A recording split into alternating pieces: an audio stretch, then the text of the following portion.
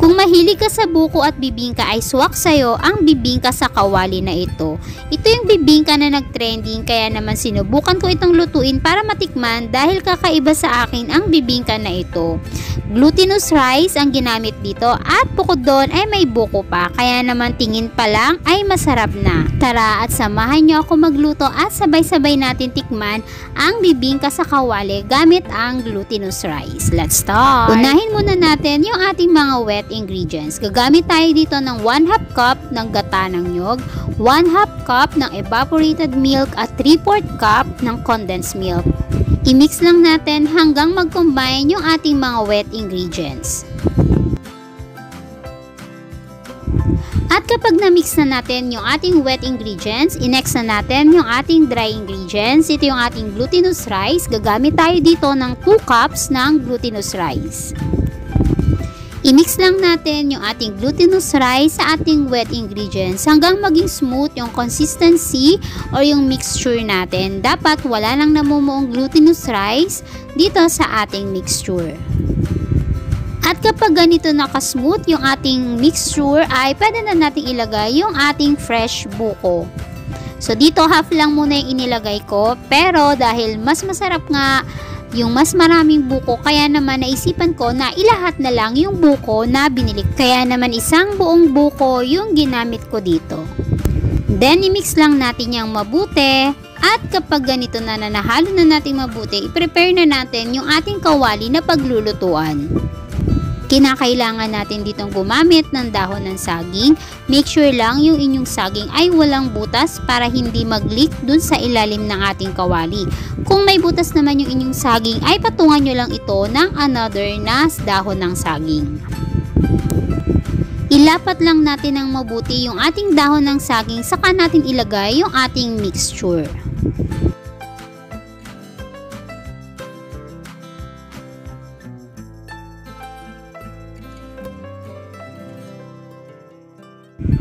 At para mas masarap ang ating bibingka ay maglalagay tayo sa ibabaw ng cheese. So kakayuran lang natin ng cheese yan sa ibabaw. Mas madami, mas masarap. Itong cheese na ito ang magbibigay balanse ng lasa dito sa ating bibingka. So tamang-tama lang yung tamis nito at yung konting alat na galing sa cheese. At after natin yan lagyan ng cheese ay maglalagay din tayo ng dahon ng saging sa ibabaw para yung tubig sa takip ay hindi direct na babagsak dito sa ating mixture. Then, takpan natin yan at lulutuin natin to sa loob ng 25 minutes. Mahina lang yung apoy natin dito. Dapat parang nagiinin lang tayo ng sinaing. Ganun lang kahina. After 25 minutes ay ito na yung ating bibingka. So, check natin yung ating bibingka. Papalitan ko yung dahon ng saging dito sa ibabaw kasi natubigan na siya. So, babaliktarin lang natin to. Maglalagay ako dito ng bagong dahon ng saging. Then, gagamit ako dito ng plato para mabaliktad to.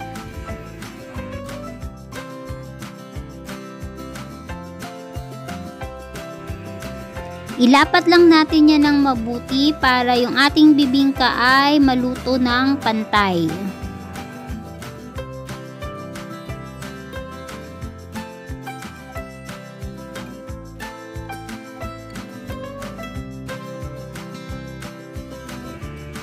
Then, maglalagay lang uli ako dito ng panibagong dahon ng saging. Saka uli natin to tatakpan. At dahil luto naman na yung kabilang side, so itong side na to ay lulutuin lang natin to sa loob ng 10 minutes.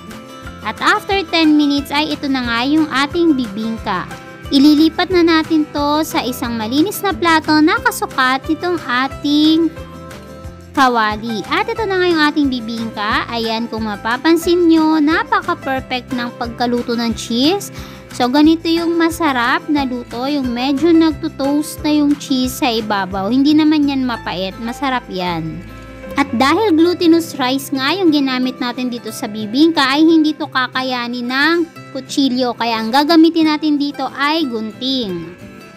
At syempre, hindi naman pwedeng hindi natin yan titikman. Sobrang init pa nga niyan dyan. Kaya naman, nagpatong pa ako dito ng another ng dahon ng saging dahil bagong luto lang talaga to nang tinikman ko siya. So, tikman na natin yung ating bibingka. Masarap siya guys. Kung alam niyo yung tupig, yung iniihaw na bibingka din yun, 'di ba? Parang ganito yung version, parang ganun yung version niya. Para siyang tubig. Ang pinagkaiba lang ay sa kawali to ginawa at saka may cheese. So yung nagpapasarap talaga dito guys is yung cheese niya. Sobrang sarap niya. Tamang-tama lang yung tamis niya. Hindi ganun katamis. Sundin nyo lang yung ating measurement ng ingredients natin. Then, ang sarap lang ng pagka-cheese niya sa ibabaw kasi talagang lasang-lasa mo at balancing-balancing lasa nito. So guys, sana ay nagustuhan nyo itong ating recipe at kung bago ka pa lang sa aking channel at hindi ka pa nakapag-subscribe, please mag-subscribe ka na and hit the notification bell para updated ka pa sa mga bagong video ko. Thank you for watching. See you on my next video. Bye-bye!